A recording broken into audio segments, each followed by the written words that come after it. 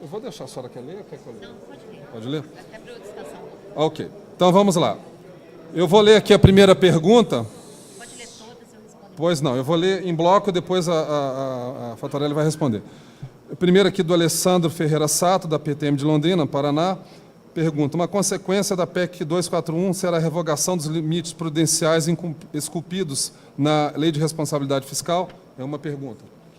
Também do Alessandro: a dívida pública tem como consequência as medidas restritivas adotadas pelo governo, como a PEC 241? Outra pergunta. Pergunta aqui do Marcos, lá da PRT, da 7ª Região do Ceará. Na sua opinião, o que levou a Dilma Rousseff a vetar a auditoria da dívida pública? Pergunta de José Siqueira Júnior, da PR da Paraíba. Quais as empresas estatais não dependentes? Pergunta de Antônio Pedrosa, PRT da 12ª, Santa Catarina. Como está a posição dos senadores em relação à PEC 241? Laércio, do Distrito Federal. Pergunta: comentar relatório da CPI da dívida, que saiu da 5ª Câmara e foi para a Escola Superior do MPU como trabalho acadêmico. Comentar a importância do Sinazempo vir a integrar a FONASEF, Fórum Nacional das Entidades do Funcionalismo Público Federal. Comentar a importância do Sinazempo vir a integrar a ACD, Auditoria Cidadã da Dívida, entidades sem fins lucrativos, participar dos núcleos estaduais, participar dos cursos, ser contribuinte mensal e voluntariado.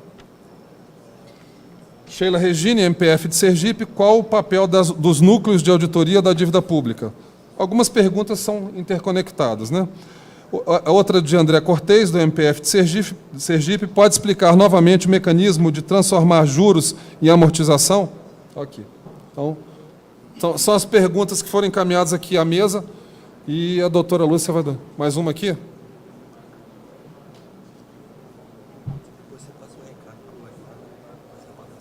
Ok. Roni Everton, da PR do Rio Grande do Sul: existe alguma iniciativa institucional do Ministério Público, federal ou estadual, no que diz respeito à auditoria cidadã? Antes da doutora Fatorelli começar a responder as perguntas, eu quero comunicar que o outro palestrante, Eduardo Souza Maia, ele vai dar a sua palestra após o horário de almoço, já que nós já estamos aqui no adiantado da hora, ok? Então eu passo a palavra à doutora Fatorelli. Só apertar aqui. Pode. Se quiser, pronto. Aqui.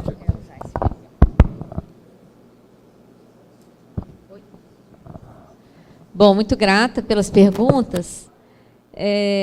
Eu vou partir aqui da questão da CPI. A CPI, gente, foi um processo dificultado desde o primeiro momento. Desde que a gente começou a coordenar a auditoria cidadã, nós coletamos assinaturas suficientes para instalar uma CPI 3 legislaturas seguidas. E aquela nunca que era lido, porque para instalar uma CPI, não basta colher as assinaturas. Tem que colher e depois aquele relatório tem que ser lido em plenário para criar a comissão. Depois de criar, ainda tem que instalar. Na terceira legislatura, que a gente conseguiu as assinaturas, nós conseguimos que esse relatório fosse lido por uma circunstância, assim, sui generis. Quando eu cheguei do Equador, eu não sei se vocês se lembram, o jornal Globo me colocou lá numa matéria, porque o Equador tinha questionado a Odebrecht, uma obra que a Odebrecht fez lá. Isso não tinha nada a ver com a auditoria que eu participei lá, auditoria de dívida com bancos privados internacionais.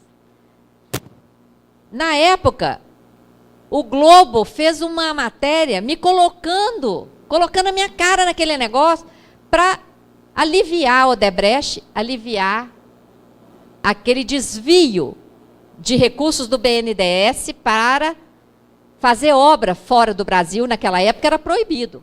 Tá? Isso aí deixou muitos parlamentares indignados, essa matéria do Globo. Graças a isso, esse requerimento foi lido em plenário. Foi lido uma semana depois dessa matéria. Tá? Eu entrei com o processo contra o Globo, perdi, né, lógico. Imagina, Maria Lúcia contra Organizações Globo.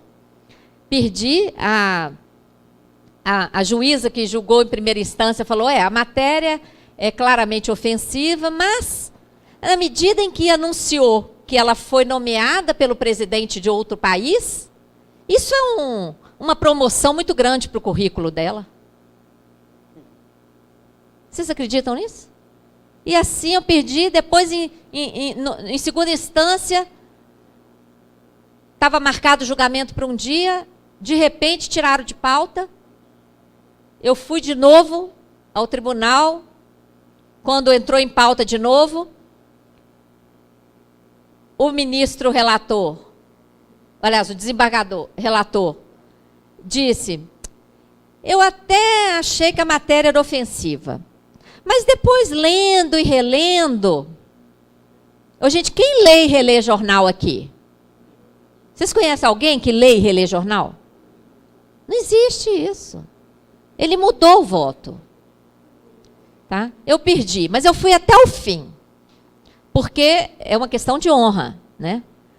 Agora, foi interessante que lá no final, no dia que foi rejeitado lá, que eu ingressasse nas cortes superiores, né, porque eu fui até o final, naquele dia, teve uma mobilização que quebraram a Globo, lá naquelas movimentações de junho, no mesmo dia. Quebraram e logo depois prenderam o presidente da Odebrecht. Eu falei, gente, a verdade é isso. A verdade, às vezes, demora. Tá? E nessa mesma época, eu estava recebendo um prêmio lá no Senado. Então, a vida vai mostrando, né, os caminhos. E que a gente deve estar sempre do lado da verdade.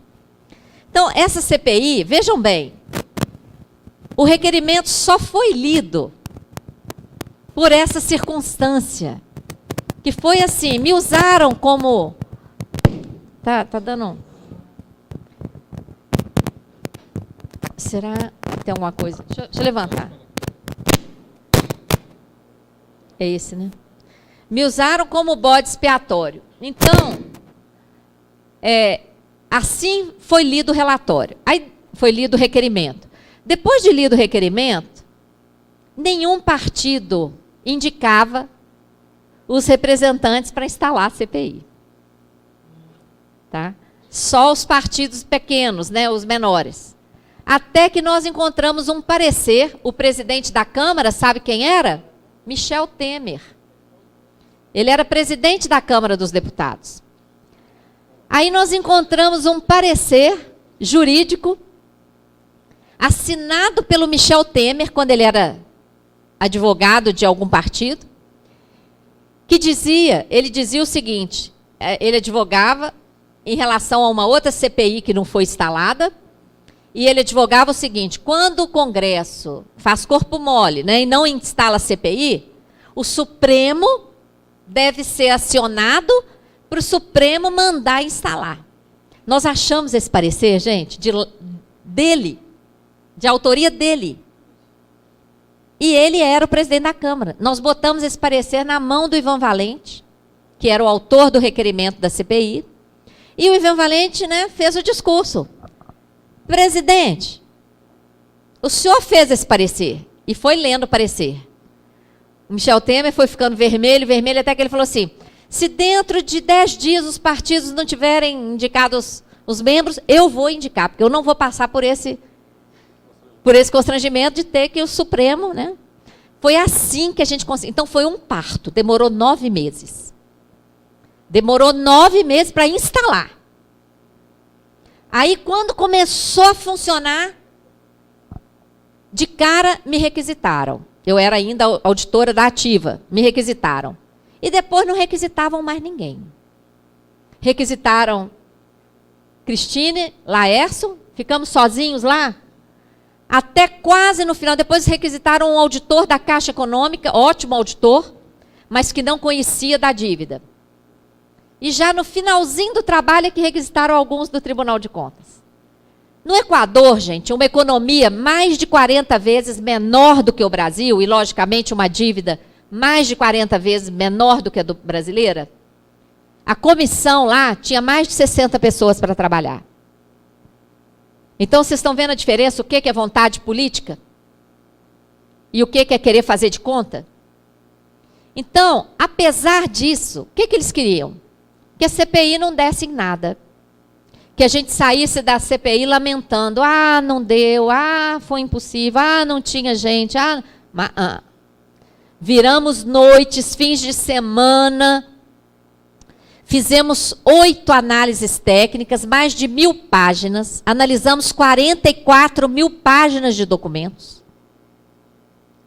E os relatores, o relator oficial, em seu relatório, acatou uma série de coisas que nós falávamos nas nossas análises técnicas. Tudo isso fez parte do diagnóstico. Só que quando chegava na hora da conclusão, era o Pedro Novaes, né? O então deputado Pedro Novaes dizia, mas o mercado financeiro funciona assim. Era desse jeito. Então, o Ivan Valente, deputado Ivan Valente, apresentou um relatório alternativo, ao qual ele incorporou todas as nossas análises técnicas. O relatório Pizza do Pedro Novaes teve 8 votos, e o relatório alternativo do Ivan Valente teve 8 assinaturas. Então, mesmo peso político. Tudo isso foi entregue ao Ministério Público. O Ministério Público chegou a montar um grupo de trabalho, o MPF, Ministério Público Federal, 5ª Câmara, chegou a montar um grupo de trabalho, mas antes disso teve esse fato esdrúxulo que o Laércio lembrou aqui, que nós ficamos acompanhando, né? Entrou o documento, fez protocolo, fez, gerou um PA, gerou um processo administrativo. Cadê o processo administrativo? Onde que ele está? Fomos acompanhando e ninguém dizia. Aí um dia fomos lá pessoalmente. O projeto estava na Escola Superior do Ministério Público. Aí nós fomos lá, peraí, por que o processo está lá? Fizemos reunião lá com o então presidente, o Nicolau Dino, e ele disse, não tem nada a ver esse processo está aqui. Aqui é uma escola, igual a ESAF para vocês do Ministério da Fazenda, não tem nada a ver, um processo administrativo está aqui. Então, primeiro teve esse escanteio aí. Depois, voltou, aí a 5ª Câmara formou um grupo de trabalho.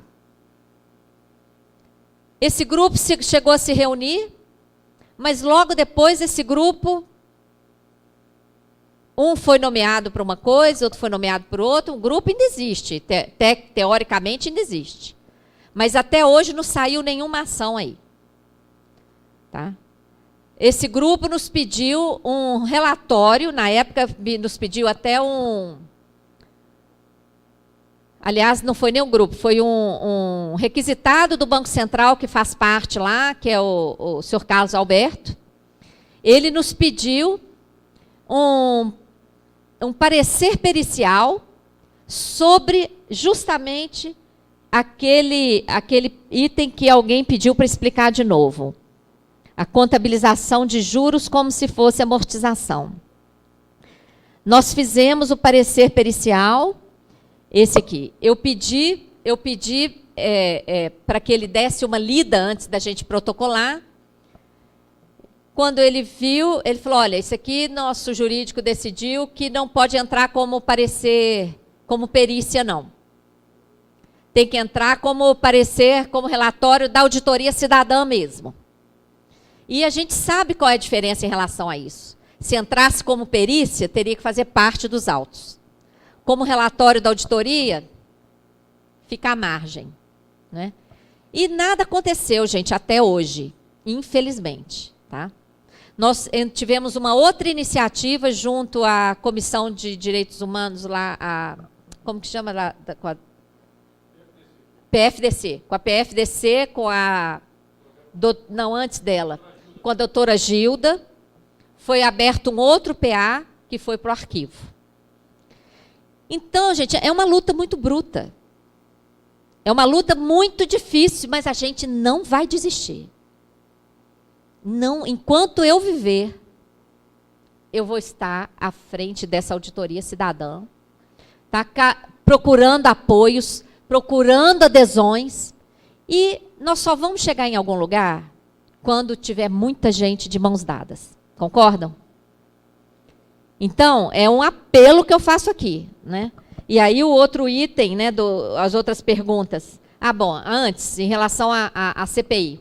A CPI apurou irregularidades e até indícios de fraudes em relação à dívida interna federal, à dívida externa federal, a dívida dos estados e a dívida de município. Nós analisamos a dívida do município de São Paulo. Você sabe o que é a dívida do município de São Paulo, que é o maior município da América Latina?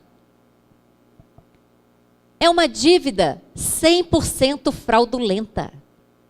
Vocês se lembram do escândalo dos precatórios do Pita e do Maluf?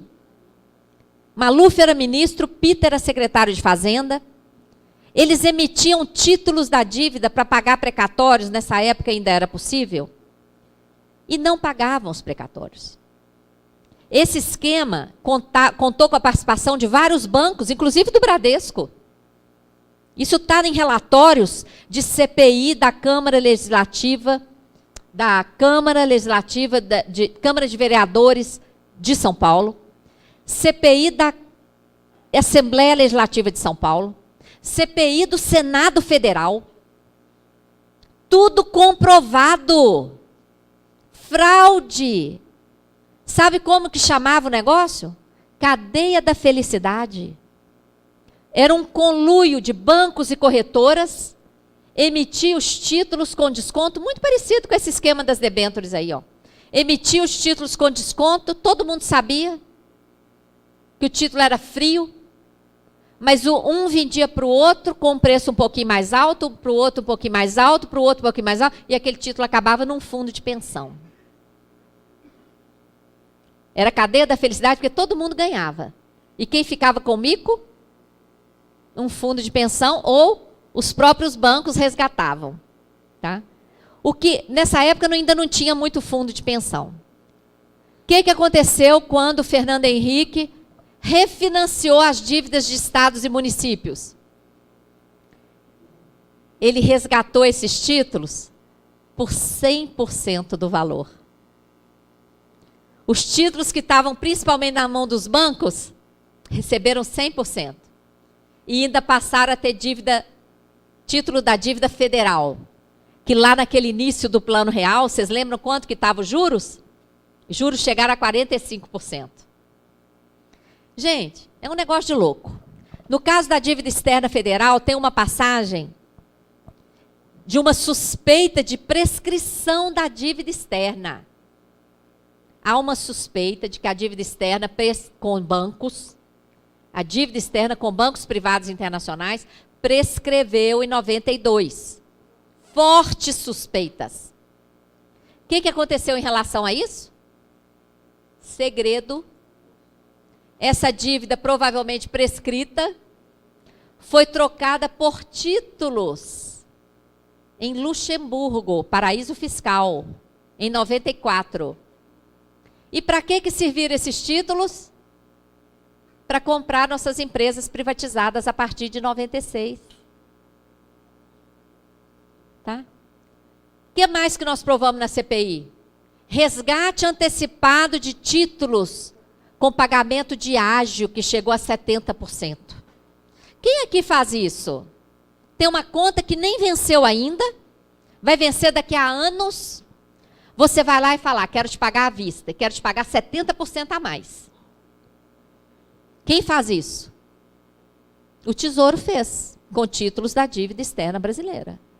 Tudo provado na CPI. E muitas coisas mais, em relação à dívida dos estados, etc. Senão a gente vai ficar aqui até amanhã. Tá? Tá tudo lá no Ministério Público, a gente continua lutando no Congresso, continua lutando, denunciando. Agora nós vamos preparar uma bateria de denúncias para o Tribunal de Contas. Ele sabe de tudo isso. Eles têm acesso, toda a nossa publicação, tudo que a gente faz é público. Né? Mas é assim. E agora vem uma PEC, né? Para congelar tudo e dar mais dinheiro para esse esquema da dívida.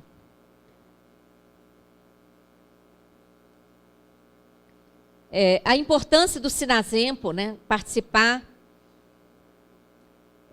do Fórum Nacional de Entidades do Funcionalismo Público Federal, claro, tem que estar, e integrar a auditoria cidadã da dívida. É fundamental, gente, porque quando a gente tem as nossas iniciativas, eles olham lá, quem apoia? Né? Se vê que a gente está sozinho, nem nos recebe.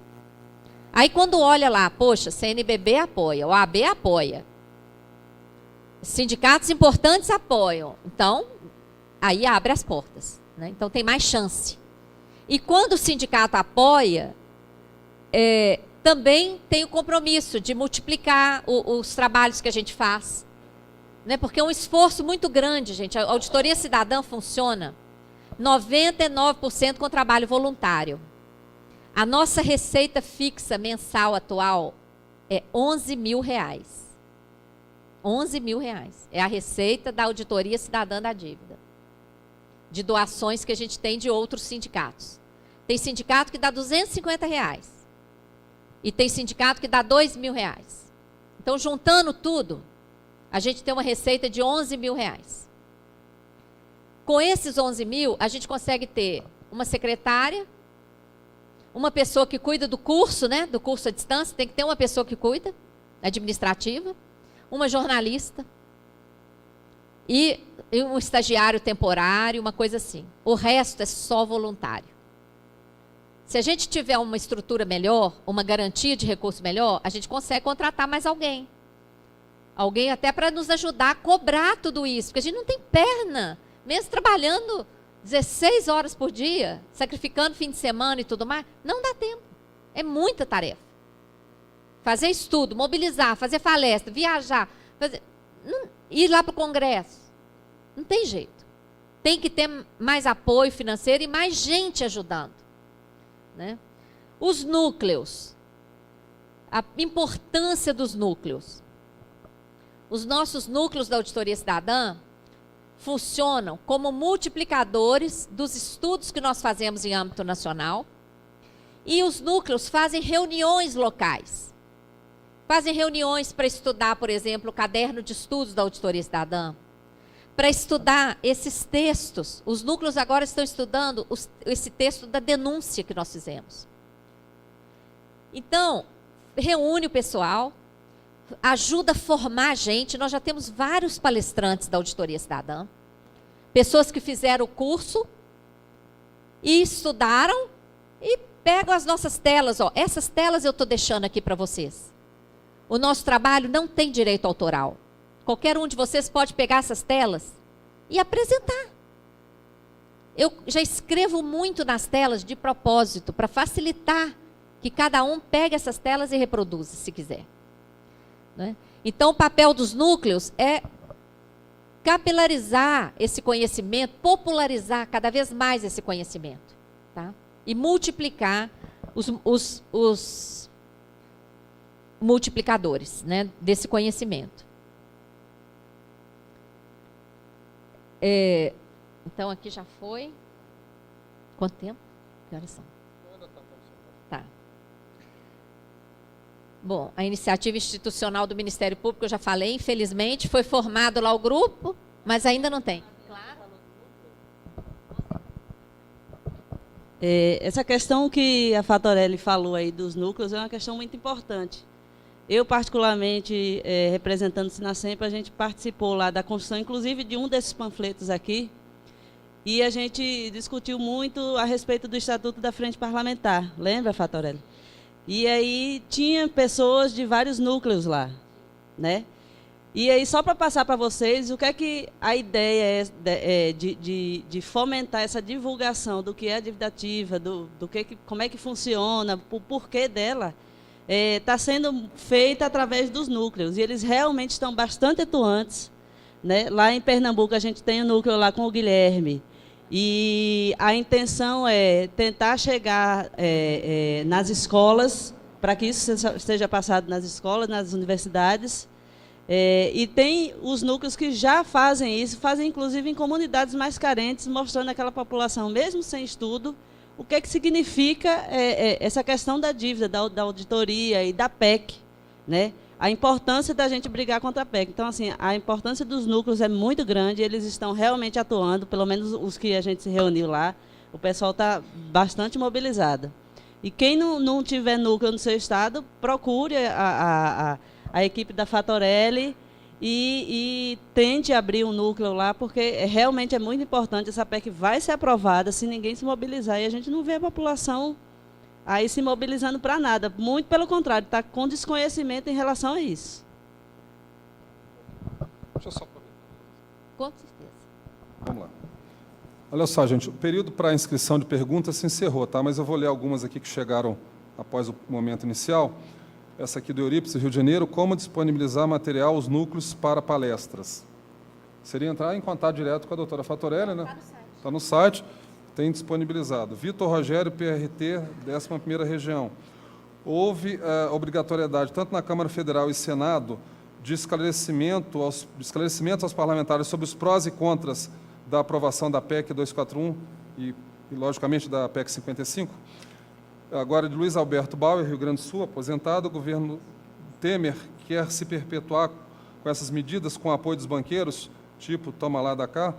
Como mudar isto com a esquerda falida? E 3, o bode na sala. Bom, se os governadores não construírem escolas, em 20 anos faltará dinheiro para construir presídios, segundo Darcy Ribeiro disse em 1982.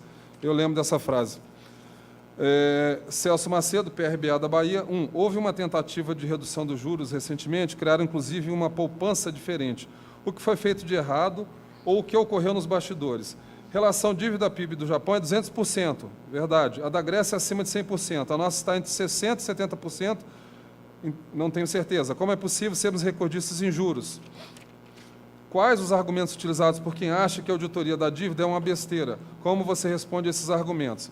Bom, antes de passar a palavra novamente à doutora Fatorelli, aliás, Fatorelli, que ela pediu para não ser chamada de doutora, nada de doutora, só para esclarecer essa questão dos núcleos, lá no Rio de Janeiro também, o Eurípides e eu criamos um núcleo da auditoria. O Eurípides está à frente, eu auxilio no que eu posso, porque muitas vezes eu estou em Brasília e não posso estar, evidentemente, em 2 lugares ao mesmo tempo. Então, o Eurípides fica à frente lá no Rio e eu auxilio no que eu posso.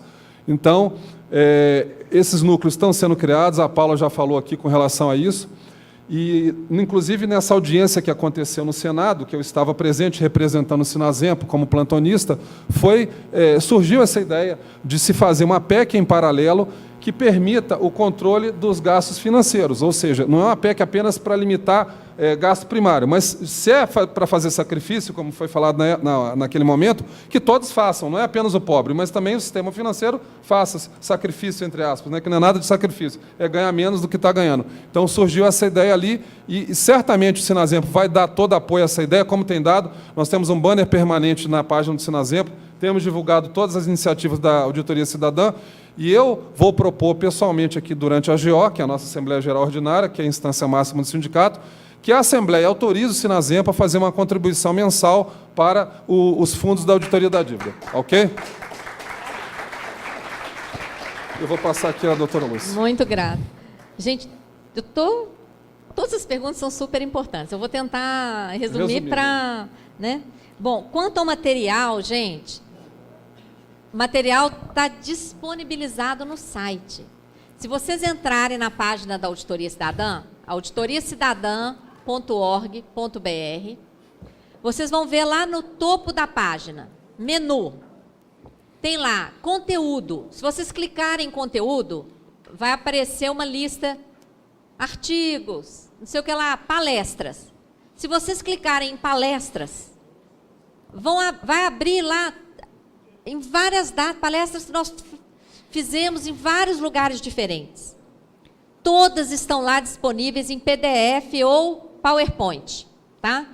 Podem escolher lá que vocês quiserem, montar de vocês em cima daquelas telas, tá? E utilizar, que a gente já deixa ali para isso, tá? Tem vários artigos, panfletos, etc. Então, está disponibilizado o material. O papel dos núcleos já foi. Essa questão da...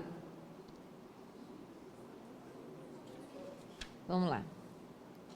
A posição dos senadores, e aqui tem outra obrigatoriedade dos algumas parlamentares. são interconectadas. Eu vou juntar essas aqui, que já vai várias. Ó. Gente, a posição dos senadores, nós já vimos ali naquela Comissão de Constituição e Justiça. Né? Foi 17-7, né? 19-7. 19-7. Né? Para rejeitar as emendas e para aprovar aquele relatório do Eunício Oliveira. Nós procuramos todos os gabinetes. Aliás, a Auditoria Cidadã visitou na Câmara dos Deputados os 513 gabinetes. Nós entregamos esse folheto aí que foi entregue para vocês em todos os gabinetes da Câmara. Depois do primeiro turno, nós voltamos nos 366. Ficamos lá pelos corredores, tensionando. Fizemos um outro panfletinho pequeno, que está até no grupo de WhatsApp, que você também participa, depois pode passar para todo mundo. Um panfletinho assim de meia página, não a PEC, com os principais tópicos, distribuindo e entregamos para os parlamentares na Câmara. No Senado, fizemos a mesma coisa e ainda por cima protocolamos a denúncia, que no tempo que ela estava correndo na Câmara, a gente estava fazendo o estudo da denúncia, só ficou pronto para entregar no Senado. Protocolamos a denúncia, entregamos em papel impresso em todos os gabinetes. E protocolamos na presidência e 5 comissões. Fizemos também o panfletinho, entregamos nos corredores, etc. E vamos continuar. Além disso, estamos lutando lá para essa PEC, para ver se sai essa PEC do teto dos gastos com juros. Porque esses gastos com juros são os gastos que precisam ser disciplinados no Brasil. Esses, sim, são os gastos delinquentes, que têm que ser disciplinados. Né? Então, como é que está a posição dos senadores? A maioria está favorável à PEC. E o que é mais grave? Eles não estão sendo pressionados. Tanto na Câmara como no Senado, nós ouvimos em vários gabinetes. Só vocês que são contra? Só vocês que estão vindo aqui? Então, nós precisamos pautar trabalho parlamentar de ir ao Senado. Esse coletivo aqui que veio para a reunião precisa ser convocado para ir para dentro do Senado. E esse coletivo precisa organizar trabalho de pressão na base. Porque na base, vocês têm como organizar um grupo maior e ir lá para o escritório do senador lá no Estado. É o que mais funciona, viu? Às vezes funciona mais do que aqui em Brasília, porque lá na base são os eleitores em potencial, não é isso? Então tem que pressionar, gente. Se o Sinazembo estiver de acordo com os termos da denúncia, vai lá no gabinete dele, leva a denúncia. Leva esse folheto aí, tá? Porque tem essas empresas estatais não dependentes, já vou pegar aqui o outro papel. Quais as empresas estatais não dependentes? Nós já descobrimos várias, mas não descobrimos todas. Por quê? Isso está sendo feito na surdina, gente, porque é ilegal. É ilegal. Os projetos que querem legalizar isso ainda não foram aprovados. Que são esses projetos aí, 204 no Senado, 181, 3337 na Câmara. Então, nós já sabemos, em Porto Alegre foi criada Investe Poa.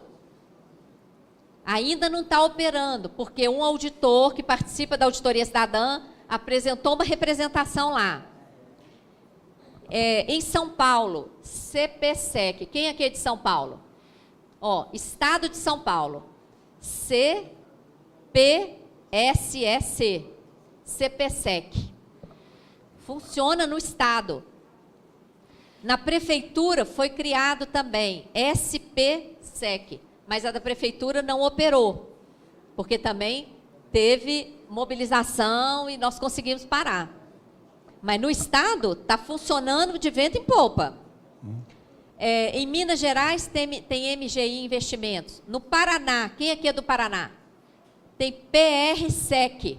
PRSEC, no Paraná. Tá? Ainda não está emitindo as debêntures, está com prejuízo e o Estado está entregando milhões para remunerar os administradores e sustentar a empresa. Tem PRSEC. Em Salvador, estão criando em Salvador.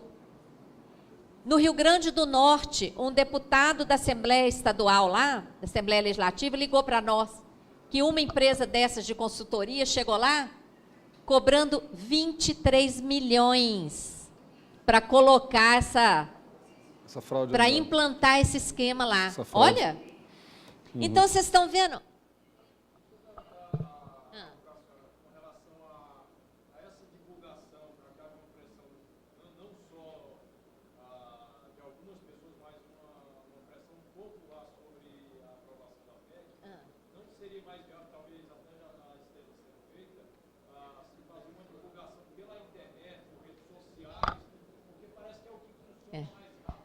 Isso. Tá. Claro. Olha, nós temos uma página no Facebook, já está com mais de 70 mil curtidas. Nós fizemos, um engenheiro que assistiu a uma palestra minha falando sobre essas empresas estatais não dependentes, fez uma animação, está no YouTube, vocês podem acessar, chama Esquema Fraudulento. No YouTube, um vídeo de 6 minutos, uma animação, explicando esse esquema. A gente tem feito. Agora, se hoje, todo mundo aqui que se convenceu de que isso é importante, for lá, curtir a nossa página, compartilhar, e pedir para os seus amigos compartilharem, a coisa vai avançando, né? O WhatsApp, o que puder fazer, a gente participa de vários grupos, e a gente tem feito isso. Só que não está alcançando, gente. Não está alcançando, porque é preciso, para isso virar uma avalanche, é preciso de uma mobilização muito grande, né? Então tá, aqui quais as empresas, são várias, e a gente não sabe todas, porque a maioria está esperando a aprovação desse projeto de lei para se... Aqui, o que levou a Dilma a vetar a auditoria da dívida pública? Péssima assessoria e desconhecimento, além do atrelamento aos financiadores de campanha. Infelizmente, gente, nós temos que olhar o que os bancos fazem. Eles financiam todos os partidos que têm condição de ganhar. E isso não é de graça. Não é porque eles gostam da pessoa. É uma compra.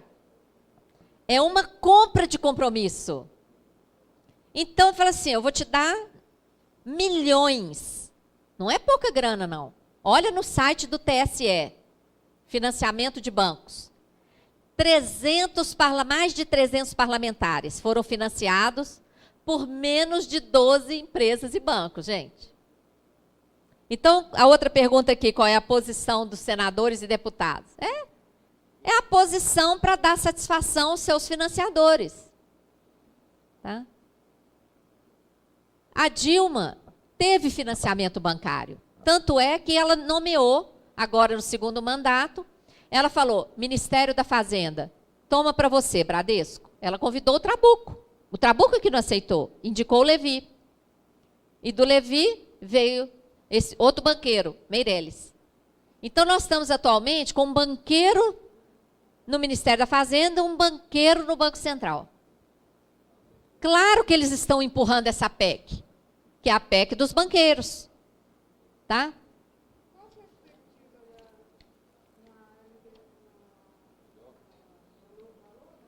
A LDO já está seguindo o parâmetro da PEC. Inclusive, já está lá o apoio para as estatais não dependentes. Tá? Já foi aprovado na LDO. Essa questão do governo Temer se perpetuar, não, eu acho que esse governo vai durar muito pouco. Até porque, gente, vocês já viram o cheque de 1 milhão nominal ao Temer? Nominal. Ele falou no Roda Viva, que foi do PMDB. O cheque é nominal a ele. E na delação lá foi dito que foi pago a propina. Nós estamos vivendo uma coisa aqui nesse país sui generis. Eu acho que muita gente já surtou. Porque um cheque nominal de 1 milhão para o presidente. 23 milhões na Suíça do Serra. E ele continua ministro. Cadê as panelas? E ele continua ministro. Uma denúncia do próprio ex-presidente da Câmara, que falou que se ele abrir a boca, no mínimo 200 parlamentares vão junto com ele. E é essa turma que está decidindo a vida do país e mudando a Constituição. Gente, é surreal. É surreal. Tá? Então, o Temer quer se perpetuar? Não, ele sabe que ele dura pouco. Por isso é que ele está com pressa. Por isso é que ele está empurrando para as coisas serem aprovadas depressa. Tá?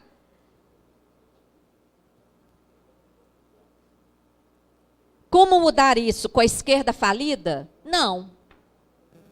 A gente só vai mudar isso quando a gente sair desse divisionismo esquerda-direita. Esse esquema aqui, gente, esse esquema aqui tem a ver com ideologia? Esse esquema não tem a ver com ideologia. Quem quiser ideologizar, é porque não entendeu, é porque não compreendeu, é porque está só na superfície e ouvindo falar. Quem aprofunda, percebe na hora que não existe ideologia nessas denúncias feitas pela Auditoria Cidadã. Tá? E os nossos inimigos, isso aqui já pode responder aquela outra pergunta, de quem fala que a auditoria é coisa... Geralmente, quem nos desqualifica é exatamente quem está querendo camuflar. Por quê?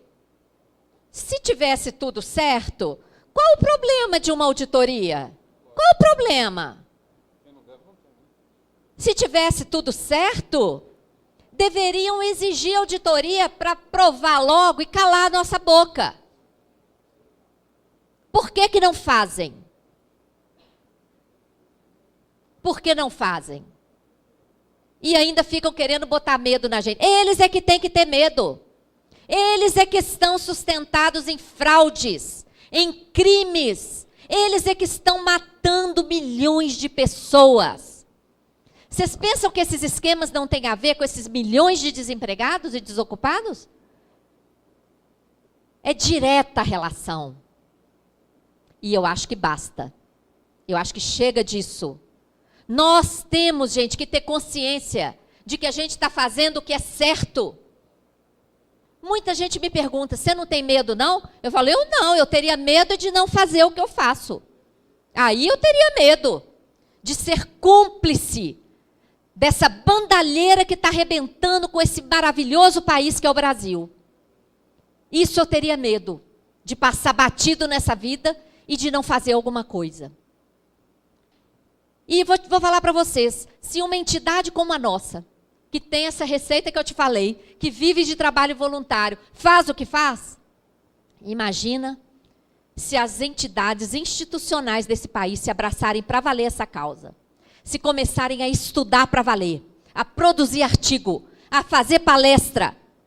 Em pouco tempo a gente muda isso, por isso é que eles estão correndo com essa PEC. Tá? Mas se aprovar, nós vamos ter que rever tudo isso. Mas só vamos conseguir com o povo consciente, que é aquilo que a gente já falou. Né? Então, não é com a esquerda, não. É com todo mundo junto, porque todo mundo está pagando a conta. Tá? Essa luta é uma luta de todo mundo que paga a conta. E quem paga a conta?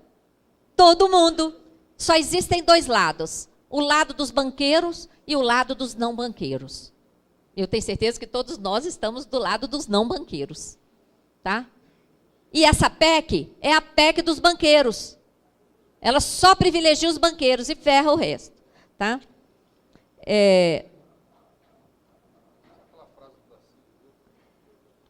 A frase... Eu acho que eu já... a frase do Darcy Ribeiro, gente, eu até mencionei aqui, né? Das cadeias. Essa verdade aqui que ele falou lá na década de 80, ela está consumada. Só a educação, gente, é capaz de mudar esse quadro de desigualdade social, de corrupção, de degradação social. Porque o que está acontecendo é degradação social. Só a educação é capaz de modificar isso. Né?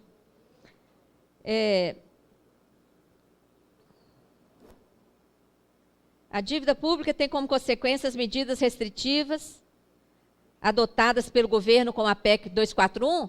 A dívida tem sido a desculpa. A desculpa para a PEC 241 ou 55 no Senado. A dívida tem sido a desculpa para todas as contrarreformas, para todas as privatizações. Vocês podem levantar todos os decretos das privatizações, desde Collor até hoje. Todo o recurso das privatizações, concessões, chame de que quiser chamar, PPP, todo recurso auferido só pode ir para a dívida. E quanto mais paga, mais deve. Porque é um esquema. É um esquema mundial, gente. Não é só o Brasil, não. Aí tem outra pergunta aqui, me ajuda a achar, que fala da relação dívida-PIB dos países. Essa aqui. Olha só. Outro dia saiu, eu posso até enviar depois para você divulgar aqui no Sinasempo, 28 bancos são credores de 173 trilhões. Gente, 20 bancos, 28 bancos. Como? Como pode isso? Se nós tivéssemos uma contabilidade pública mundial, bem simplesinha, não precisaria de tantas contas. Se nós tivéssemos uma contabilidade pública mundial, da verdadeira riqueza, dos PIBs dos países, das riquezas e das transações, pronto, ruía. Porque os derivativos, porque, essas debêntures, isso é derivativo. Swap é derivativo. Tudo isso é derivativo. E eles vão fazendo os derivativos do derivativo, do derivativo, do derivativo, sem limite. E vão criando papéis e criando dívidas. É um esquema sem fundo. E é furado. Esse próprio artigo desse crédito dos bancos mostra que é um furo. Entendeu? E tudo isso regado a sigilo. Em relação a essa questão da dívida PIB. Claro, o Japão tem essa dívida aqui, mas o juro é zero. Ou abaixo de zero, é negativo. Não remunera. Então é fácil, você tem lá uma dívida, você vai pagar quando der. E as pessoas creem naquilo porque o país realmente prefere deixar aquele dinheiro lá, porque aquele dinheiro está investido em alguma coisa. E de fato está, né? Como é que pode o Japão, aquela tripa lá, no meio do oceano, ter uma economia mais pujante do que a brasileira? Como é que pode, gente? Não tem algo muito errado, evidentemente errado? Entendeu? Então a gente tem que acordar. O problema no Brasil são esses juros abusivos, sem justificativa técnica, política, jurídica ou econômica. Não existe justificativa para as taxas de juros praticadas no Brasil. na CPI da dívida, um dos requerimentos que foram aprovados foi exatamente para os parlamentares aprovaram para o Banco Central dizer como são estabelecidas as taxas de juros. Vocês sabem como que é? A taxa básica? O Copom, diretoria do Banco Central, se reúne e decide. Decide com base em quê? Antes da reunião do Copom, o Banco Central convida representantes do mercado financeiro para dizer como vão evoluir as variáveis. Aí, com base naquilo, tanto é que vocês podem olhar o relatório daquela tendências, que é uma corretora tendências aí, toda vez ela diz, tendências, a Selic vai ser tanto. Pega o relatório da tendências aí de 10 anos e olha, antes do Copom divulgar, a tendência já divulgou. E o Copom vai lá e fala. Por quê? Porque foram o mercado financeiro que foi lá falar quanto que é. Gente, é um conflito de interesse brutal. É uma vergonha. É uma vergonha, tá? Oi? Foi. Essa aqui já foi. A revogação dos limites prudenciais da LRF. Os limites, gente, vão ser mais do que cumpridos. Porque a LRF não estabelece limite para o gasto financeiro. Ela só estabelece limite para quê? Para o gasto primário. E o gasto primário vai ficar congelado. Então, não preocupa com isso aqui não. Porque a PEC vai congelar o gasto primário para sobrar mais dinheiro para a dívida, como eu já falei. Agora, esse mecanismo aqui, gente, nós descobrimos, né? Como é que a gente descobriu isso? Esse mecanismo aqui, eu vou levantar. Primeiro, como é que a gente chegou nisso aqui? A gente começou, como eu falei com vocês, eu fui auditora da Receita. E fui auditora da Receita num tempo que não existia escrita eletrônica. Você tinha que ir lá mexer nos livros, passar a folha dos livros contábeis. Então, você chegava numa empresa para fiscalizar, você fala assim, o que eu vou olhar? E tinha prazo para fazer. Então, todos os auditores aprendem a fazer umas certas contas básicas de checagem. Aí você vê, isso aqui está coerente com isso? Isso aqui está coerente com aquilo? Não, aqui tem um furo. Aí, pronto, aquilo ali te direciona. Como é que nós chegamos a investigar isso aqui? Na época da CPI, nós tínhamos uma dívida, esse estoque aqui, era 2 trilhões. E a taxa de juro básica, naquele período, era em torno de 14%, tá? Desculpa, a básica não, a média divulgada pelo Tesouro. Então, nós pegamos 2 dados oficiais.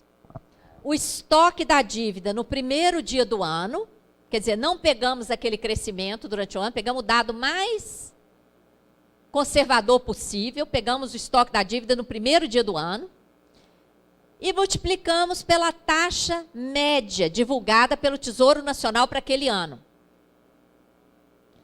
Para ter uma estimativa do juro, ok? 2 trilhões vezes, era mais ou menos 14%, dá quanto de juros? 280, correto? Aí a gente foi olhar lá no CIAF. Esse aqui que de 2015 e desse aqui, ó. Isso aqui no CIAF. Quanto que estava lá naquele ano? Naquele ano que a gente estava na CPI? 109. 109 bilhões para juros. Aí eu falei, aqui tem erro. Porque se eu peguei o estoque da dívida no primeiro dia do ano, peguei a taxa média e achei 280, despesa com juro tinha que ser no mínimo 280. Estava lá 109. Muito menos da metade, quase 1/3 do valor. Entenderam? Aí a gente começou a pesquisar. Onde é que está o erro? Aí vinha alguém e falava, é porque esse cálculo do juro é sobre a dívida líquida. Eu falei, não tem sentido. Quem aplica e vai receber o juro, não vai receber o juro da dívida líquida, vai receber o juro todo. Não tem sentido. E pesquisa de cá, pesquisa da colar. Quando a gente chegou nisso aqui, isso aqui foi tão grave, porque eu falei, gente, isso aqui é uma fraude. Quando nós chegamos nisso aqui, nós pedimos uma reunião no Tesouro Nacional. Ivan Valente foi conosco. O que aconteceu nessa reunião? Depois de 1 hora, blá, blá, blá para cá, blá, blá, blá para lá, eu peguei um papel e fiz esse desenho. Eu falei, olha, o que a gente descobriu é esse aqui. Tem vários montantes de juros, está sendo feita uma atualização paralela, essa atualização paralela está sendo suprimida dos juros. E aí, aquele 109 é só aquelas pontinhas ali. O que aconteceu nessa hora? Acabou a reunião. Um recebeu um telefone, estão me chamando, acabou a reunião. Ninguém fala sobre isso no governo. Ninguém fala sobre isso. Tá? Então, seria bom assim, qual parte que a pessoa aqui não entendeu? Porque é simples, veja bem, vou contar de novo aqui com apoio. Olha bem. Aqui está, acho que você tem que virar ele de frente para mim, senão não sai. Aqui está o estoque da dívida, ok? Fazem uma atualização monetária paralela. Pronto, atualizou. A dívida vem para cá, ok? Aí o que estão fazendo? Emitindo novos títulos. Emitindo novos títulos para pagar esse pedaço da atualização. Emitiu o título novo veio para cá. Emitiu e com o dinheiro dessa emissão, o que fez? Pagou esse pedaço aqui, ó. E o que é esse pedaço aqui? Aquele pedaço do juro lá. Deu para entender? Substituiu. Então a dívida veio para cá, tá? Esse pedaço que tinha atualizado, esse aqui veio para cá, ó. E esse pedaço aqui foi lá, pagou os juros. Tá? Esse aqui pagou e não aparece no CIAF como juros. Aparece como amortização ou rolagem. E só aquelas pontinhas que sobram ali no gráfico, ó. Pode, muito grave. Só essas pontinhas que sobram aqui no gráfico é que aparece como juros. Vamos ver de novo os dados, ó. Para 2015, juros, 208 bilhões, é só aquela pontinha. E a atualização monetária paralela está embolada aqui, ó, 753, e a gente não sabe quanto que é, porque não tem transparência dessa atualização, porque ela é paralela. Deu para entender? É a mega pedalada, gente. Bom, conseguimos responder. Fica aqui o... chegou mais uma? Não, é só essa questão aqui. Qual? Que o colega falou sobre se houve uma tentativa de redução dos juros recentemente, criaram inclusive uma poupança diferente. O que foi feito de errado ou o que ocorreu nos bastidores?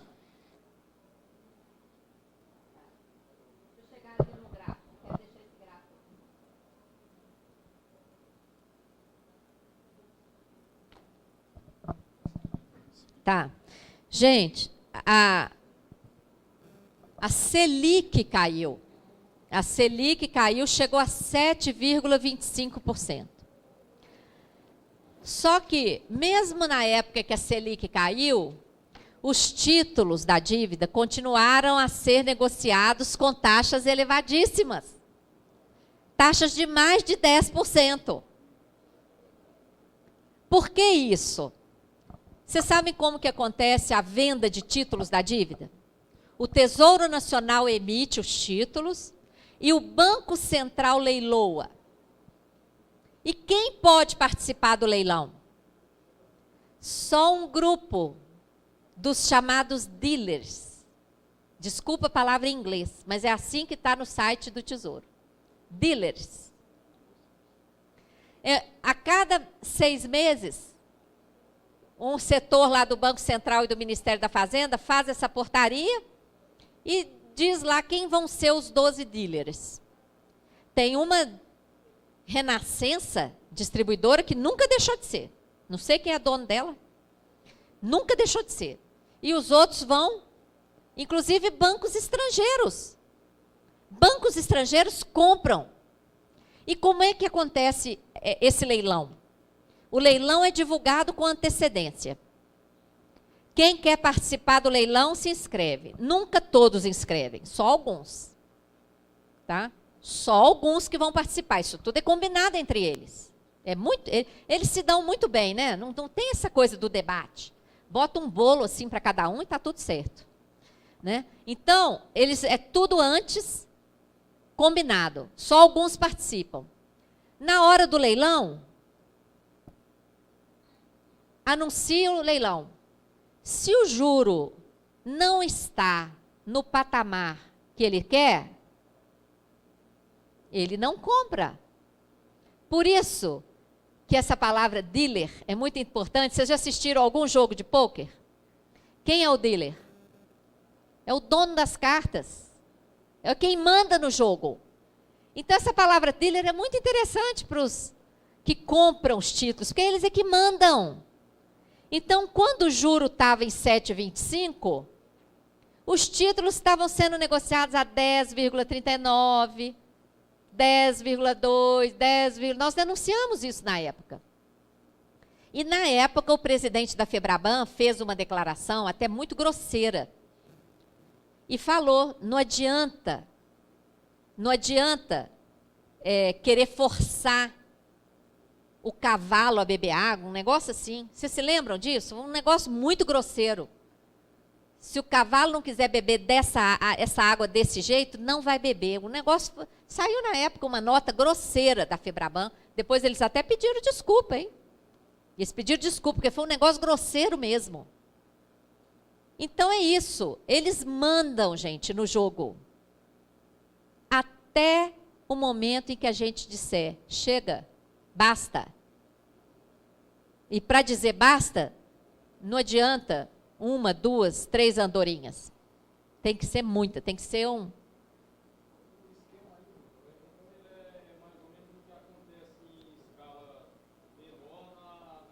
Com 5 minutinhos.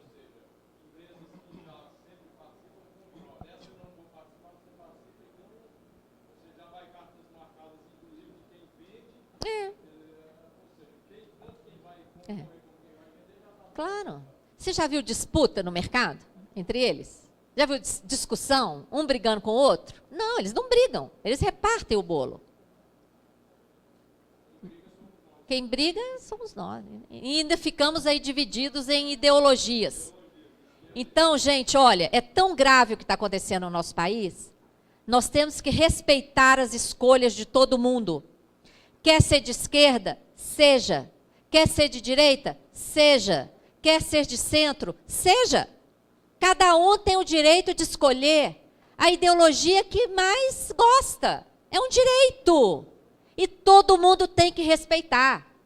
Agora, esse esquema da dívida está acima disso. Para combater esse sistema aqui, nós temos que estar todo mundo junto. Tá bom? Agradeço imensamente. Forte abraço.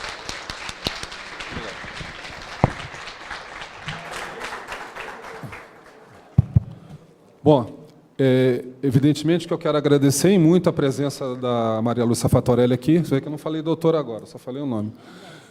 Sem doutora. Nós já tivemos uma oportunidade no Rio de Janeiro, Eurípides e eu, nós organizamos uma palestra como essa, semelhante a essa que ela fez agora, na ABI, Associação Brasileira de Imprensa. E nessa ocasião, o Sinazempo se fez presente através do Eurípides, que eu também naquele momento estava em Brasília, não pude ir, e outras entidades sindicais também se fizeram presentes, federações, confederações e centrais sindicais. Então, foi um momento muito bom de levar essa ideia e esse conhecimento para mais pessoas, porque, como a Maria Lúcia falou, uma andorinha só não faz verão, são precisos milhares e milhares de andorinhas para fazer um verão, para fazer uma avalanche e invadir a consciência política desse país. Porque, como ela também disse, e eu concordo plenamente, convicção ideológica, cada um tem a sua e a gente vai respeitar. Mas a dívida pública, ela sangra a todos igualmente. Então, ela não é partidária, ela é suprapartidária, ela é supra-ideológica. Então, se a gente deixar um pouquinho de lado preferências ideológicas e partidárias e lutar pelo nosso país, que é o que está em jogo aqui, porque o país está sendo sangrado por esse esquema fraudulento, que é o maior roubo da história da humanidade. Não é à toa que banqueiro rouba a humanidade desde o tempo de Jesus Cristo, porque eles sabem como roubar. Roubam na surdina e fazendo parecer que é tudo legal, e é o que está acontecendo no Brasil. Então, no que depender do Sinazempo, da Diretoria Executiva Nacional Colegiada e de mim, pessoalmente, a Auditoria Cidadã é um movimento que vai ter todo o nosso apoio, e creio que também de todos os senhores aqui presentes. Então, eu gostaria, para finalizar, agradecer novamente a presença dela. Esperamos ter outras oportunidades em que ela possa palestrar e falar a todos, né? Espero que ano que vem também. E quero deixar informado aqui a todos. Ano que vem eu quero vir para assistir a palestra de um de vocês. Ótimo. Melhor ainda. Melhor ainda. Que um de nós faça essa palestra. Esse eu vou assistir. Isso. E eu anuncio também que nós iniciamos agora o horário de almoço, são quase 13 horas, e às 14 a gente deve voltar, nós teremos a palestra aqui do senhor Eduardo Souza Maia, que é o presidente do Sindicato de Servidores Públicos, do Ministério Público Estadual de Minas Gerais, que vai trazer a experiência dele. Então, muito obrigado a presença de todos, estamos todos liberados, e às 14 horas voltaremos.